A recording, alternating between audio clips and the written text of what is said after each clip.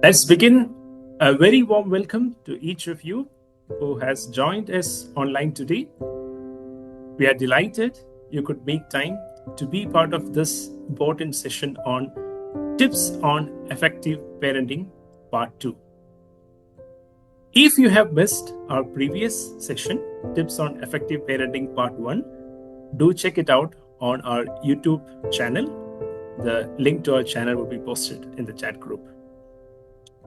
Whether you are parenting toddlers, teenagers, or simply preparing for the journey ahead, today's session is designed to offer you valuable insights, encouragement, and practical tools you can begin applying right away. I hope those who attended last time remember the teasers and the questions that we have reserved for today. I am Jojo, your host for the day. This event is brought to you by Jeevan Jala Seva Samiti, a community initiative dedicated to working alongside families with hope, wisdom, and support. Let me introduce the speakers for the day. Dr. Sunil Ninan and Dr. Shanti George. Dr. Sunil Ninan is a senior consultant pediatrician trained at AIIMS, New Delhi, and holds an MRC PCH from London. He has practiced extensively in Kerala and now lives in Bangalore. His wife, Dr. Shanti Mary George, is also a qualified medical doctor and a counselor.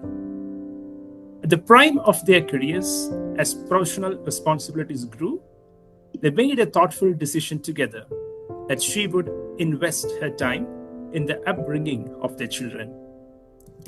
She finds joy in working with children and young mothers and is committed to supporting them in their journey toward better parenting. Together, they have been accompanying couples and parents for over 2 decades, sharing from their medical background and real-life experiences as involved and thoughtful parents. They are proud parents to Hannah and John, and today they share not just from a place of expertise, but from years of everyday family life. Let's welcome Dr. Sunil and Dr. Shanti Mary George as they take us through Tips on Effective Parenting Part 2. Over to you, Dr. Sunil. A very good morning to all of you. It's so nice to be with you all, and I consider it a great privilege, first of all, to have 2 children who are now 25 and 19 respectively. God has granted to us the privilege to raise them up. We have learned quite a few things along the way. And also, by virtue of me being a pediatrician, I've been almost every day as a part of my work talking about parenting. And we have been involved in the lives of quite a few couples, as Jojo told. So today I would be speaking about tips for effective parenting part 2, which means those of you who have not heard the part 1, you can watch it in the YouTube, in the JJSS channel. So today I will start this talk by asking a very, very basic question. Should we discipline our children? Because there are 2 opposite thoughts on this. There are people who say, well, children are children. With the time, they will grow up.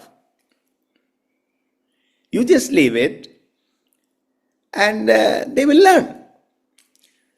But there is another group of people who think that, no, we must actively train our children in the way they should go, so that when they are old, they will not depart from it.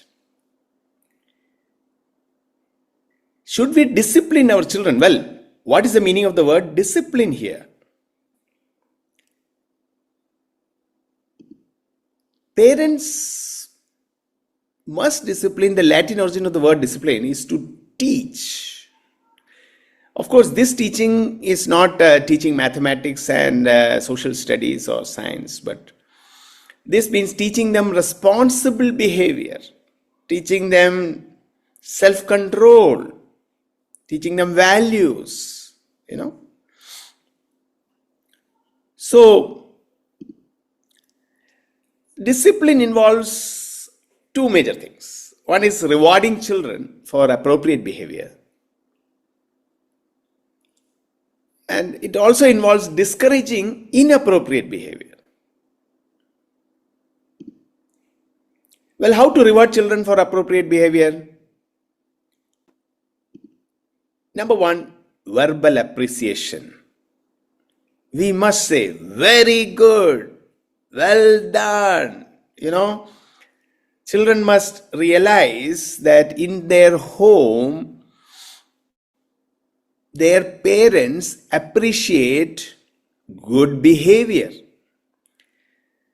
And I ask many parents, in your home, if a 3-year-old child answers, "Beta, who is the Prime Minister of India? Mr. Narendra Modi." Oh, very good, very good, very good. And they say, they sing a song or they dance. Everybody is so excited. My question to parents is, you should be excited for those things, but you should be more excited if they behave well, if they obey, if they submit. The children should realize that at their home, smartness is appreciated, but good behavior and attitude is appreciated all the more. So that's verbal appreciation. Next, positive gestures. So, verbal appreciation with your mouth, you say. Sometimes children don't understand all the words, especially very young children. So you should say, very good, yay. And, they will be so happy when you show that you are happy with that behavior of theirs, For example, children have a habit of taking out so many toys and spreading it out.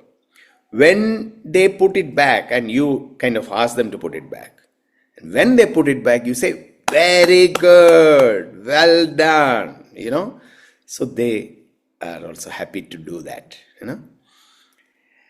And as they grow up, sometimes we must give them small gifts for consistent obedience. So, consistent obedience, not once, but if it's a consistent thing, it's good to reward. And I use the word small because I don't feel pressurized to spend a lot of 10,000 rupees to, to buy a gift. In fact, children are generally very happy to get small gifts, even like balloons or, small toys.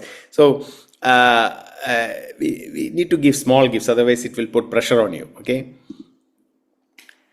Now, at the same time, we need to discourage inappropriate behavior, okay? And again, this can be verbal. No, that's not done, that's not nice, things like that, okay? Through gestures, we can say, no, you can make a gesture which shows that you didn't like what happened. Another way of discouraging inappropriate behavior, more of which Dr. Shanti would be telling you, would be as they grow up, sometimes it is better for them to suffer natural consequences.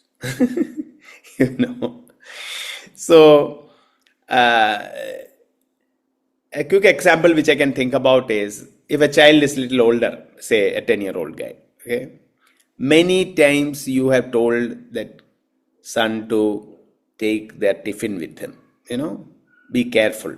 They should be responsible at 10 years old. But they leave the tiffin. Now, a typical mother would take auto, go to the school with the tiffin. But 10-year-old would not die or nothing would happen, and anyway the teachers there would be there and some things would be given to them. Okay, so don't give it, you know, let them little bit suffer the consequences, natural consequences. Then only they will realize, because each time if the parents are so loving and they cover all the negative consequences of what the children are doing, they will not learn the consequences of their choice. So I think that's very important, and there are many examples. Some of you may say, hey, what, it is very harsh, they shouldn't be doing like that. I mean, of course, age appropriate we must think. Yeah. Another very important thing is timeout. Personally, I think timeout is an excellent thing to do, for disciplining. This is the picture of timeout. What do we see? A young boy sitting in one place, and that's one thing children don't like, to sit in one place. Secondly, they are facing the wall. There are no toys, there's nothing, it's pretty boring. So this is called timeout. So you choose a boring place in the house. Make the children sit there, okay? So timeout is given when you have warned many times, children don't do like this, or you said do like this, they didn't do, or you said don't do, they did. So you give them punishment. So this is, you say, sit there, go and sit there. And sitting will ensure that, that physical issues are not there, okay?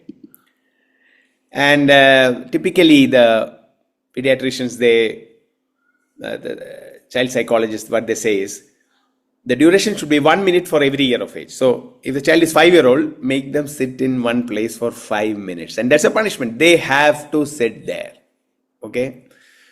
Those of you who have not tried timeout, please try it out. I feel it's a very good thing, as a thing for discipline. Now, some of you are saying, well, my child behaves pretty well at home, but when we go to malls or some supermarket or restaurant, that's the time they do all these things. And by the way, children also know when to misbehave, because they know that their parents will be a little bit more lenient at that time. So, but even there, if you are diligent parents and you are concerned about their behavior, you can say, well, you can use time out there also. Choose a boring place, make them sit in one place. Now, what else can be done? Well, quite a few other things can be done for disciplining before we come to the use of stick. Okay, should we use stick? Now, that's a very major question which everyone has, and that I will deal with it. But what else can we do? Should we focus on the behavior of the child or attitude of the child? These are two major questions which I would like my dear wife and Dr. Shanti Mary George. She would deal with these two questions, and after she deals with these questions, I'll get back. Thank you. Thank you so much.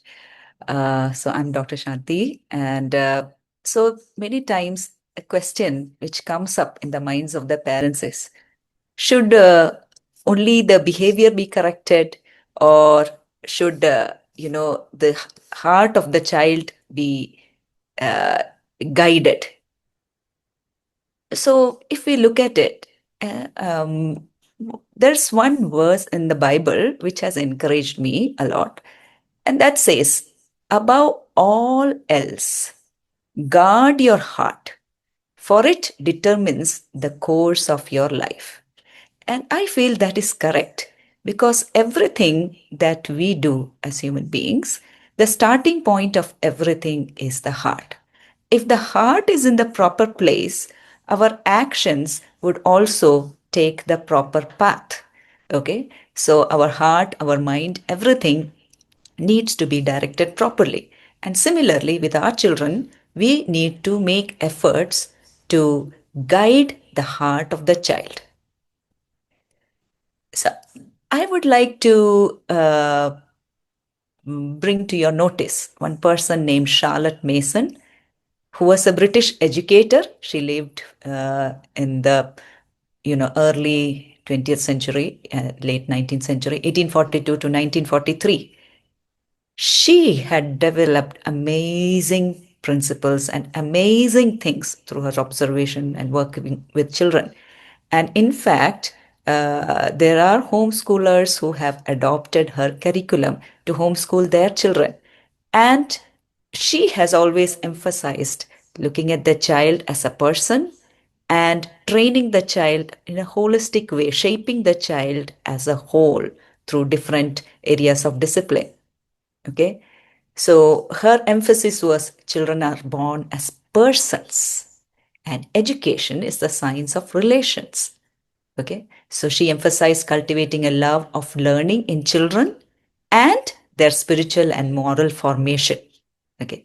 And in that, she used to emphasize the simple discipline of good habits. Yeah. So that these development of good habits help guide the heart and mind of a child in the proper direction. Now, that is very amazing. So, there are some of a few life habits that can be set up in our children. These life habits means they are key foundational habits, okay, which can really help a child navigate into the path of success. It can set up our children for the path of success. And some of now, probably you as a parent had never thought that these could be foundational life habits. Now, we may teach our children to brush our teeth properly, into potty training, and a lot of other things. And even as they're growing up, we may train them going to school and studying well, getting good marks, and all.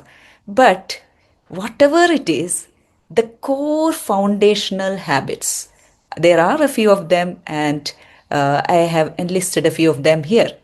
One is the habit of listening attentively.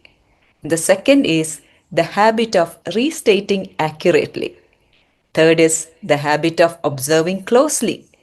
And fourth is focusing on what is good, noble, and beautiful. And fifth is doing your best, the habit of best effort. And sixth is the habit of obedience. Now, I have taken these from this Charlotte Mason's principles and all, but I felt these are really good and core values that can be ingrained in the life of a child through habit formation.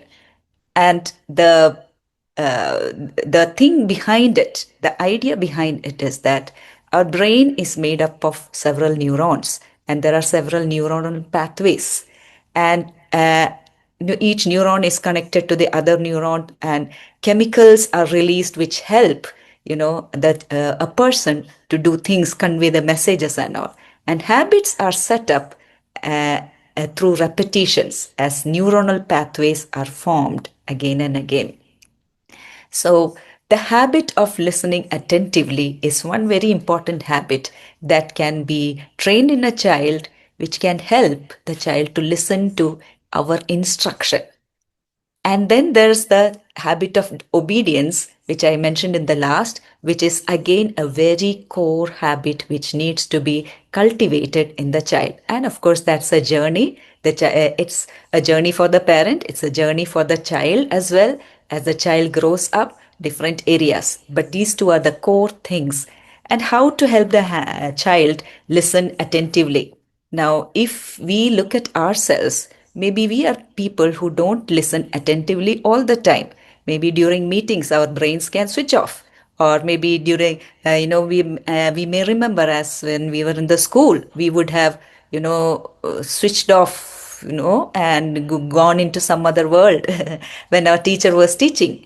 But how to help the child to listen attentively is when we give very clear instructions or very clearly talk to the child, we make sure that our child has our full attention. Our child is looking on our face. Yeah. If the child, small children, I'm talking about small children, 2-year-old, 3-year-old, 4-year-old, 5-year-old, and all. We need to ensure first that they are looking at our face. And then we should not give lengthy instructions or too many things. Keep it very short, and then we can ask the child to retell that accurately. Okay, what did you understand? Can you tell that back to me? Now, these both are connected, and this helps the child to listen attentively and grasp what the person is saying. So, this helps also creates an accountability, and later on in life this is going to help the child in the areas of communication, maybe with the spouse or in the workplace with the boss or with the people who are working under a child, I mean, our grown up adult child. So this way, helping the child to listen attentively is a very important habit which we need to cultivate, which can help the child in turn to obey what we are telling. Yeah. So, and in that, the heart of the child is being drawn to us, in the sense, the heart and mind of the child, where the child learns to observe us, listen to us carefully, and then reproduce what exactly he or she understood. Okay. And then the third habit, the habit of observing closely. Many times we may not understand, realize the importance of this habit of observing, where, many times there are so many valuable things around us, valuable people, valuable actions, which we just miss out observing. This habit of observing closely helps the child to learn so many things. Yeah? And we can, as a parent, we can say, we can point out, see, look at that uncle, look at that auntie, see how nicely she's saying this. And isn't that nice? Did you feel good about it? Yeah. Or look at that flower, which is so beautiful, isn't this? Helping the child to observe closely and learn good things. And then another is focusing on what is good, noble, and beautiful. Now, many times we as adults, we get so busy in our lives. We can be so busy in our worries, and our faces are crestfallen, our faces are down. And it can slowly lead to depression. One probable reason is probably we didn't develop the habit during our childhood of um, focusing on what is good, noble, and beautiful. So, helping our child do that creates a child who's happy and focuses on good things, and that can help the child in turn be happy and thankful as well. Another is giving our best effort.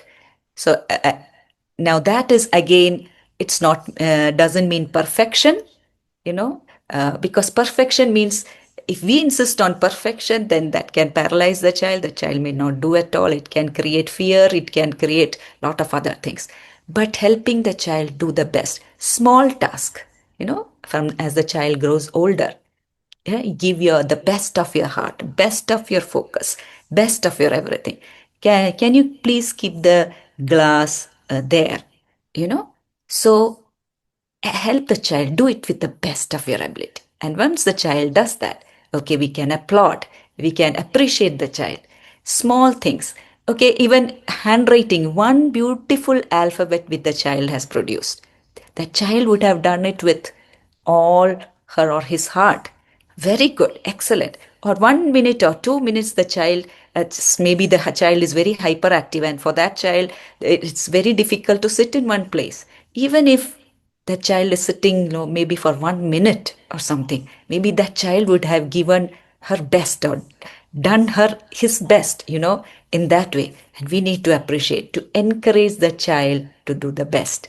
The habit of obedience, as an instruction is given, to practice that.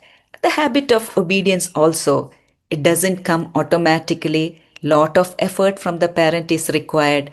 For example, if we are telling a child to do a task, first of all, we need to demonstrate how to do it. Uh, we do it and the child sees it. And the next step is we do it together. Me and the child does it together. And the third step is, the third stage is where we tell the child to do that step, and, we watch it waiting close by. And the fourth step is where we tell the child, okay, you please do this task. I'm going out. I'll be back in 5 minutes.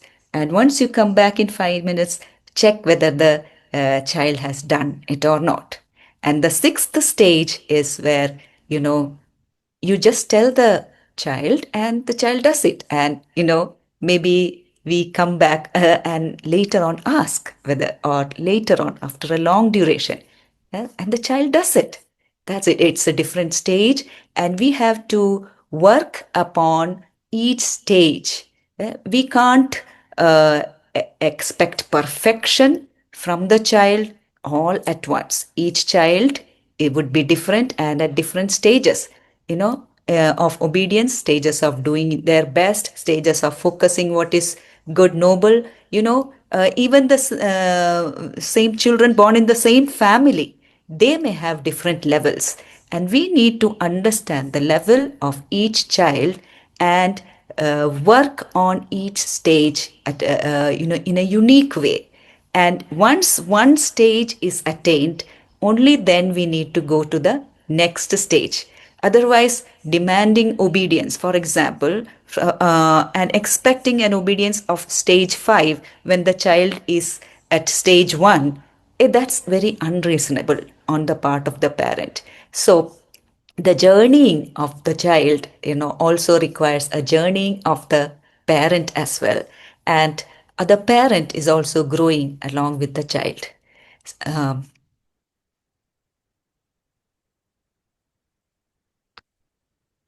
Yeah, so these are some of the things I just wanted to say. First is focusing on the heart, yeah, and help the child to mold the heart. That's always in the background of proper bonding and relationship and vision, and nurturing and structure.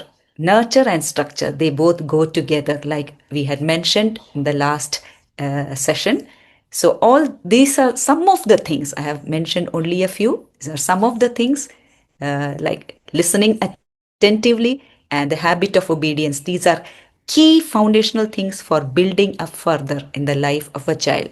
So molding the heart, and then the correction of the behavior later that comes. Okay, thank you. Thank you, Shanti. I think that's very, very important what she said just now. To focus on the heart, very, very important. Focus on the attitude. Sometimes I have seen children who are so smart, rather, they're so smart, but they are very proud, and everybody appreciates them. Oh, this child is a very genius, this child is everything. Yes, imagine your child grows up to be a very proud child and very conceited child, but very smart. Your child's name is in the front page of the newspaper. Is that what you want? So I would encourage the parents to focus on the heart first, and behavior, yes, very, very important. So let me continue from where I left, and we can do a lot of things, but should we use physical punishment? This is a very, very important question. Again, this divides parents into two camps, and there are people who discourage the use of physical punishment. And you would be even surprised to, some of you may be surprised to know, that WHO, World Health Organization, discourages the use of physical punishment. Well, what do they say? They say that research shows that it can cause physical harm. In fact, in the West especially, there are so many instances of physical child abuse. Children, parents who are drunkards or drug addicts, or they are staying with their stepfather or stepmother, and all kinds of things can happen. Physical harm. Psychological harm can happen, WHO says, if carried too much. And WHO feels that physical punishment is going to be ineffective for learning. And it can even damage the parent-child relationship. Now, in my life, Bible has been very influential, and I would say that in the Bible there are a few verses. I will just quote 3 of them. It says foolishness, which means stubbornness, okay, is bound up in the heart of a child. The rod of discipline will remove it far from them. So by the way, don't get distracted by the word rod. This is not iron rod. This is stick, okay? Next. Whoever spares the rod hates their children, but the one who loves them is careful to discipline them. Well, another of these proverbs says, do not withhold discipline from a child. If you punish them with the rod, they will not die. Punish them with the rod and save them from death. Which death? I mean, a kind of a moral and spiritual death. So, we see 2 contrasting views now. WHO says something, Bible says something. And what's my take? My take is use the rod or use the stick. But. First of all, we must use the rod only in young children, like less than 10. It would look very odd if I come to a house and see the father beating up a 14-year-old son. That's not going to be effective. That can harm relationships, and all these things which WHO told can happen. Okay. So use it only in young children. Let me take you, before I say anything more, I would like to take you to that slide which I used last time. That as when children are younger, that's the place where we have to establish authority over them, parents. And as they grow older, we should give more freedom. So 0 to 6, establish authority. 7 to 12, don't be too hard on those exact ages, around that time. You're more like a teacher, and then later on you become like a coach, and finally you become like a friend.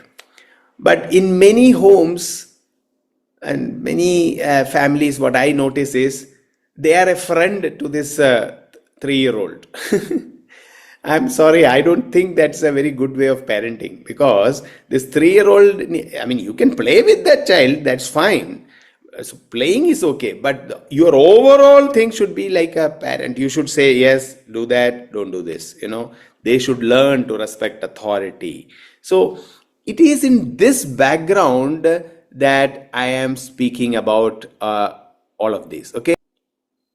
Initially we don't give any choice to them. Then we give them some choice. Then we offer more freedom. And finally, when the children are out of the +2 like this, or they start working, we are like more like a consultant. We offer opinion only when asked. So there's at different ages there are different parental roles. So that is the context in which this take of mine comes, okay? That use the rod, but use it only in young children, Again, use the rod, use the stick only when you think that the child is being defiant or rebellious. For example, if your child, you ask the child to do something, okay, and they don't do it, don't immediately beat them or anything. Not at all. If we see it as a pattern, and if we think that they have understood the thing, they have really what to do, they know, but still they are not doing because of rebellion. No, I will not do.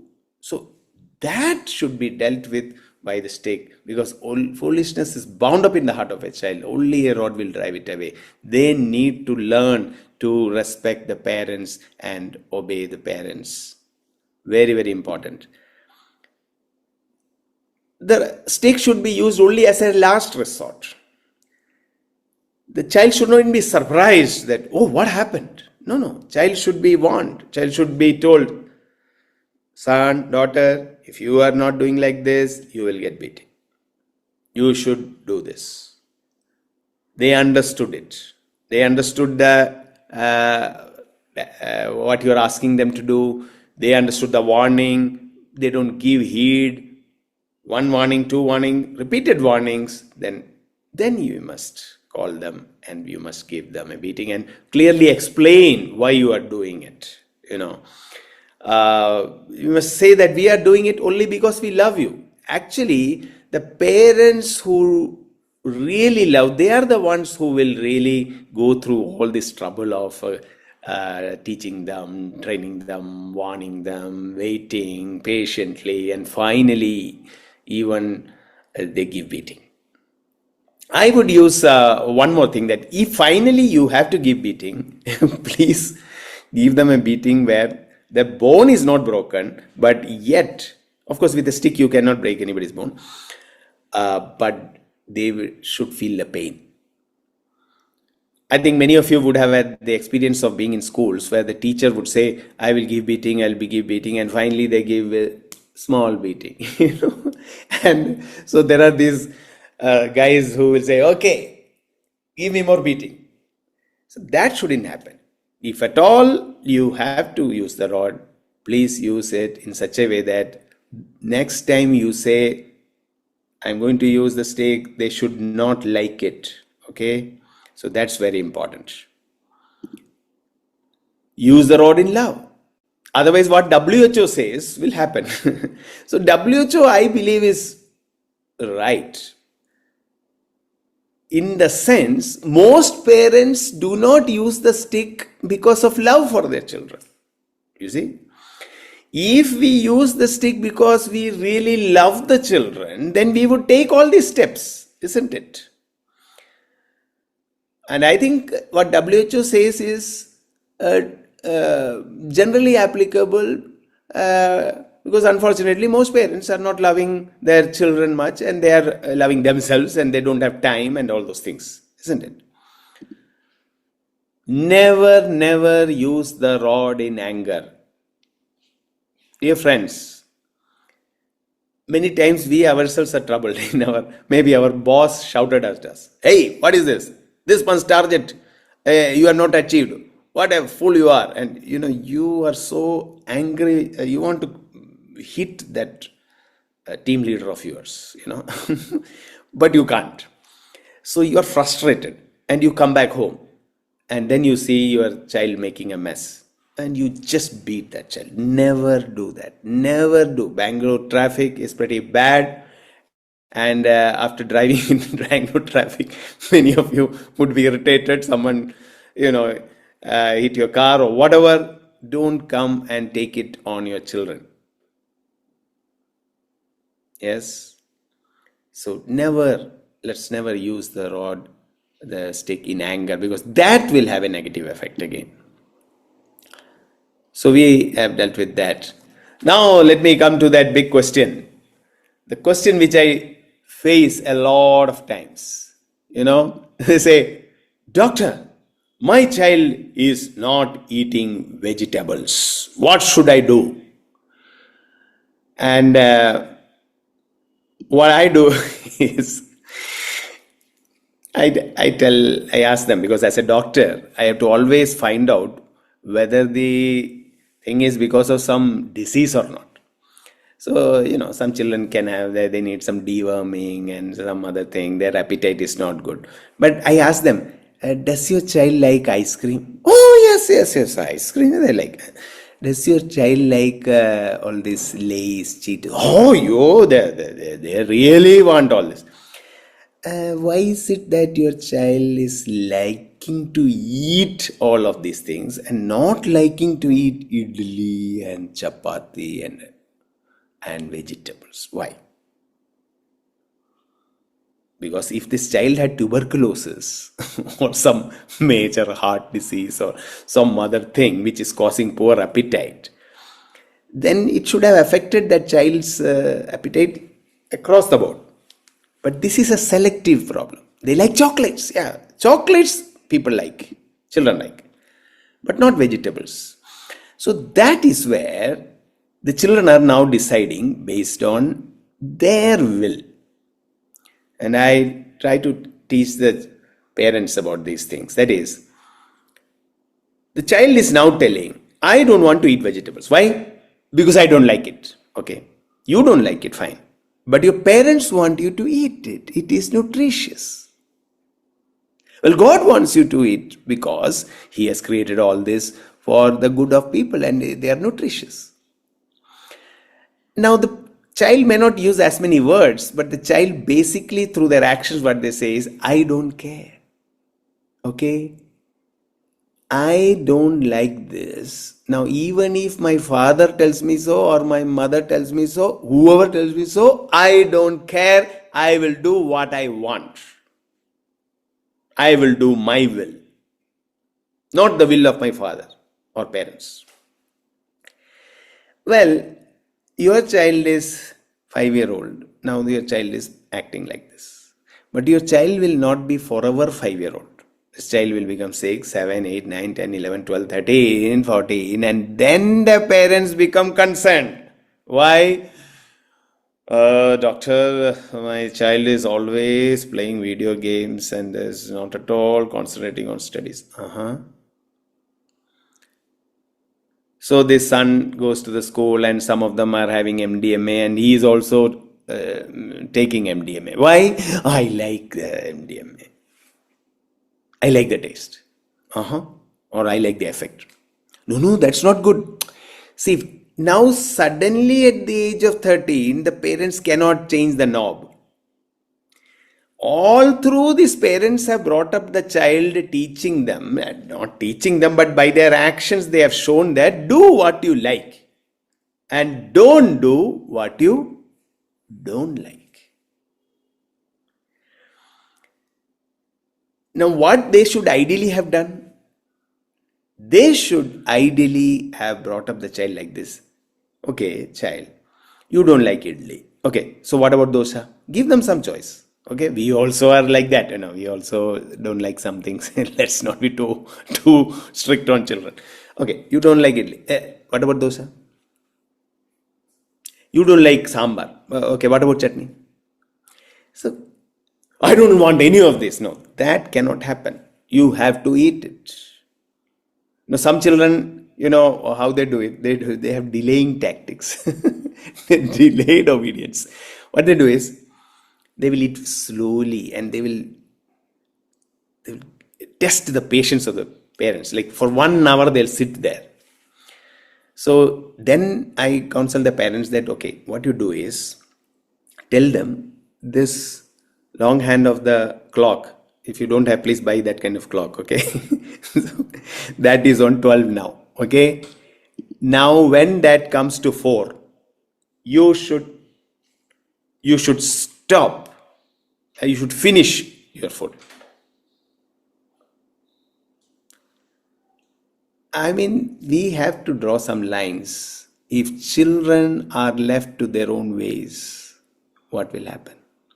Our children should be such that when they grow up, they should be able to say, a girl should be able to say, well, I like to wear this kind of dress, but my mama doesn't like it. And I don't think even God likes that. So, well, not my will, but their will be done. That's the kind of training we can give to them. And if parents are able to give such training, it will be so wonderful. So some of you are saying, doctor, I think you have taken this too far. Somebody is asking about eating vegetables, and you are talking about big things like MDMA and big things like dress, and maybe later on our one of our daughters like some guy and say, well, I want to go with this guy and come back tomorrow morning. No, that should, you shouldn't do like that. Why not? She likes it. We have all along taught them that do what you like. So please, it's not just do what you like. Your likes are important, your will is important. But your will is not the only thing to be taken into consideration. You must take your parents' will, you must take God's will, and then you must make decisions. And as parents, our role is to train up the children. This cannot be trained in one day. It's we have few years for that. Okay, so another very important thing. What when parents disagree with each other? And this is a very common thing. What happens is, imagine there is this mother who is telling the child, okay, before going to play, finish this one glass of milk. Only then go to play. So the father comes back at that time, and the child, the children. Papa, Mama is not allowing to go for play.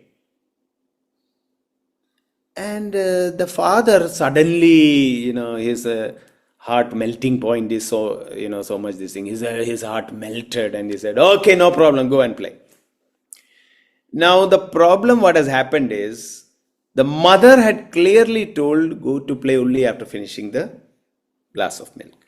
This father has now shown extra compassion and gained the favor of the child. Now, this child likes the father very much, But in the eyes of the child, the mother doesn't have that much respect. You see, so next time the mother says something, the child may not give that much respect to the mother. So, ideally, what should the father have done in this case?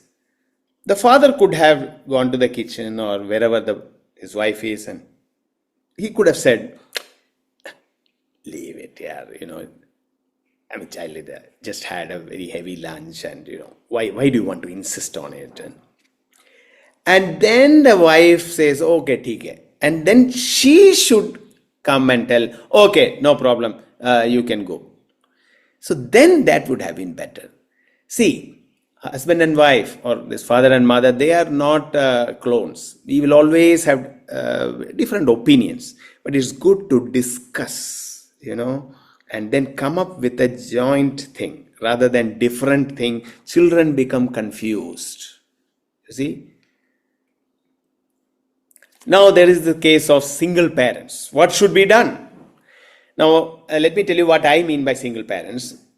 Single means only one of the parent is present there. So the other parent is not present because either they are divorced, or the person has died, or even the other person is not in station. They have gone to Gulf or US or somewhere, and they are for career or purposes. So I'm talking of the case of single parents. Practically, there's only one parent. I would say definitely this case is very difficult, because father and mother are required for a child coming to this world. Father and mother are required for nurturing them and raising them. And if one of them is not there, there is double the responsibility on the other person. And it's very difficult to do double role. You see, in cinema, we can do double role, but in life, it is very difficult. Well, if the unfortunate certain things has happened, Well, all we can say is extra grace is required, extra help is required in such thing, and definitely it would be very, very challenging for a single parent to raise up a child. I'm not saying it's impossible, but it will be very difficult. And they have to face challenges, and the other people need to step in and help them. The role of grandparents. Well, this is especially very relevant to our Indian context, because in the West, the grandparents are not very much involved in raising up their grandchildren. But here, because usually the grandparents stay with the parents, stay with their children. So what happens?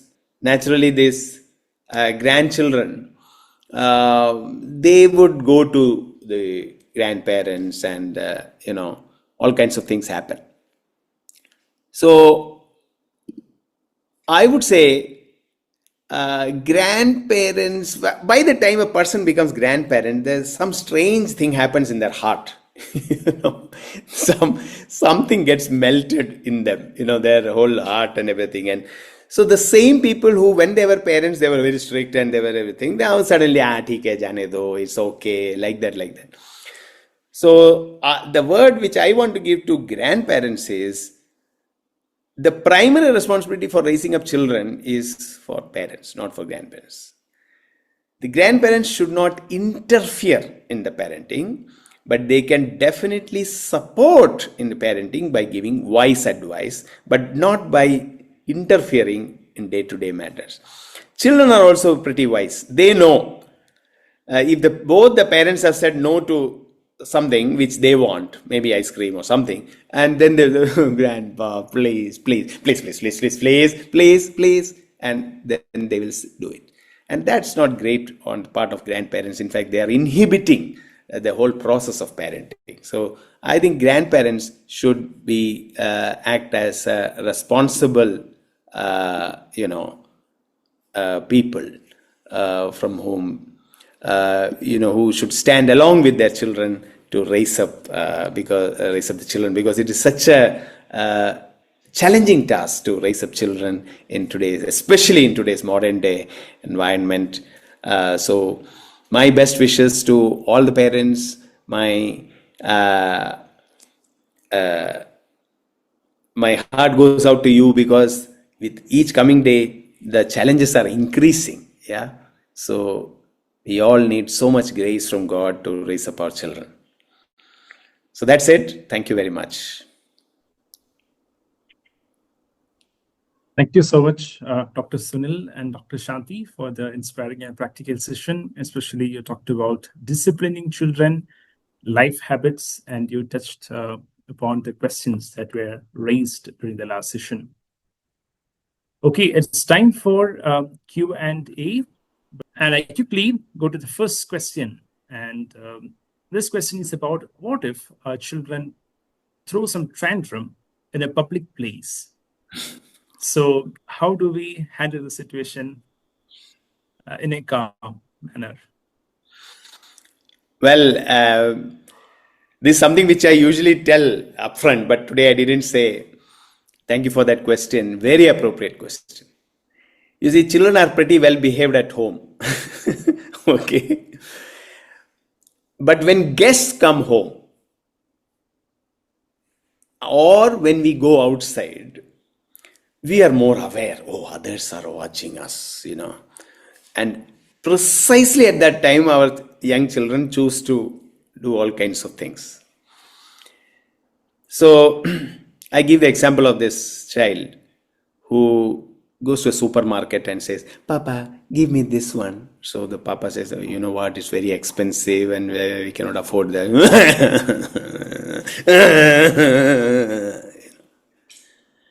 And some children, they start rolling there. And then everybody in the nearby, they all say, oh, what happened? And some of them look at us as if we are some cruel parents. So maybe that thing costs around maybe 500 rupees or something. You being in IT field may not think 500 is too much also, by the way. Initially you thought it was too much for that, but then this chap is creating such a halla gulla. So you said, "Theek hai, let me buy this thing, and let me do it. And that's not going to be good for the child. I would tell the parents, don't worry about your image too much. Okay? You just take the child to the side and tell him, if you keep doing like this, you are going to get beating, more beating. At home, that is. And there is no way this can be accepted. I tell parents generally that just because your child is saying पापा मुर्दाबाद पापा मुर्दाबाद हमारी मांगे पूरी करो हमारी मांगे पूरी करो, this trade unionism cannot be encouraged at home, because your children took up this murdabad inqilab zindabad thing and you gave them bonus. That is an indirect way of telling them, next time you think of bonus, again do like that. No. You be good employer, you be good person, you give bonus without their asking. Okay. But just because they are demanding, that's precisely the reason why you should not give. I'm sometimes very concerned when I see the children, they use this as a lever, each time they want something. And sometimes when you don't do it, they know the next thing, raise the volume, and then all the more the parents become very, take it. Children know. They may not know too much philosophy and politics, but they know also. Okay.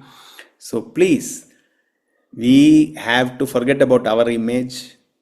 We have to think about long-term things about our children. Okay. Are you concerned about your child's character or your image? That's what I would say. I would like to add to that in the sense of teaching our children how to control their emotions and to communicate what they want or what they don't want, like that. One is when they are throwing tantrums, what we should do. The other is how can we help them to and teach them to not throw tantrums, but to effectively communicate what is in their heart and control their emotions. So now that is another very big area which would take a lot of time. But then when the child is usually in a calm mood or something, the parent can teach the child, okay, if you want something, how do you want to convey that? Can you do that? Help them. So suppose you feel hurt or you feel angry. How will you say that? How will you communicate that to us? You need not say like that. Don't do like that. But instead, you can say, Mummy or Daddy, can you please give this? Or Mummy or Daddy, I feel angry. I feel sad. To verbalize what they feel inside, without throwing tantrums, to express it out. We need to teach that. And there can be role play involved. There can be instances where you can act it out. So, and repeated practicing that out actually helps them, the child, to be prepared when the real situation comes. And when the real situation comes, the child slowly, it begins to sink into the child. Okay, I should not be, throwing tantrums, throw objects and, and then the mother will give me whatever. No, I'm supposed to speak up and verbalize what I want or what I don't want. And then the mother or the daddy will listen to that and respond accordingly as the need is of the situation. So that is one very important area where parents need to train the child. And untrain a child who is not really trained to express the emotions well can, later on as an adult can either suppress the emotions or can, have explosive emotions, unstable emotions, when different situations come. So this is one area where parents can work on in the child early. Thank you for that response. I think I have two more questions. One is, in general, would you recommend any good books on parenting? Because I think this question also comes from the background that this is a very vast topic. So we did 2 sessions. We may not be able to cover things exhaustively. So do you have any good resource materials that you would suggest as reference to our listeners? Well, there is a book by a person called Ted Tripp, T-E-D, Ted, T-R-I-P, Tripp, Shepherding a Child's Heart. I think that's a very good book on parenting. I think there are many other books, but this is one of them which I would like to recommend. Yeah, thanks, Doctor. I also remember the name mentioned by Dr. Shanti today. Also, Yes, Mason. Charlotte Mason. Actually, a person named Susan Schaefer, she has used Charlotte Mason's material and she has made videos. This is primarily about homeschooling and education and all, but also it's also about helping the child develop character, how to train up the child. So those are very lovely videos, and I feel I will highly recommend those videos as well, which are available in the YouTube. Charlotte Mason, you can remember that, and then you can type it in YouTube. Yeah, thank you, doctors. And to our last question, how do we reset boundaries? If at all, as parents, we have not been consistent in the past. So how do we begin to train our kids now? Well, the person who is asking this question is wanting a course correction. so I think that person also knows, but let me just state it. It's better to start well. Course correction may be difficult because by that time our children then would have learned many wrong ways. The person who taught me guitar, he told me something very interesting. He said, see, suppose you hold, there are particular ways of holding, the chords. So suppose you have learned it the wrong way, then if you keep on practicing the wrong way, you will be perfect in the wrong way. So you say practice makes a man perfect. They'll get perfect. And then to suddenly at times, sometimes say that, well, now I should hold the C chord little like this. It becomes really difficult. I'm not saying it's impossible. It's difficult. So to this person, I would say, well, definitely reset the boundaries, have a talk with the child, because by now the child would be a little bit older, because if you have to reset boundaries, you should say that, well, I did not know, this was my first time, and I think we did something wrong, but I think there needs to be this kind of things, and maybe you can talk, and I can say that it would not be easy. Okay, it would not be easy. It would require consistency again. But you should explain that change, otherwise the child would be completely confused. Till now my mother was like this or father was like this. What has happened to them? Do they not love me? No, it is out of love. I remember once when our daughter was very young, someone came and told, do your parents beat you? And they, of course, wanted to just hear that, yeah, they beat me. And, that's what they wanted to hear. To their utter surprise, my daughter told them, yeah, they once in a while they beat me, but that's because they love me. But, why she was able to tell like that is because my wife and me, if at all we are beating, we would say that this is why we are beating you. We love you, and we are not just beating because we find some odd kind of a sadistic pleasure, in these matters. Okay, so definitely this parent can talk to their, both parents can talk to their children and then reset the boundaries and talk to them and say this is why we are having these boundaries and etc., and take the children into conference. There will be resistance, always in this world there is resistance. So any change, to any change there is resistance. Always people want status quo. So that's a part of the thing, yeah. Yeah, thank you, Doctor. So it's time to wind up the session. Once again, thanks to Dr. Sunil and Dr. Shanti for being our resource speakers for the day. And thank you to all participants who attended, who joined us today. We hope this session has encouraged and equipped you on your parenting journey. I would like to add a word. If you are finding this session useful, do subscribe to this channel so that you would get to know about the further videos which would be coming, and for the programs which are there, and do comment on that, and also share to people whom you think would benefit. And I think parenting things is such a important thing, and many of the young parents are really struggling, not knowing what to do, and they're doing their what they think is necessary. But I think it's so important for us, and let me use that word, to invest in the lives of our children. Invest now and sow now, SOW, sow now and reap later. Yeah. God bless. Thank you.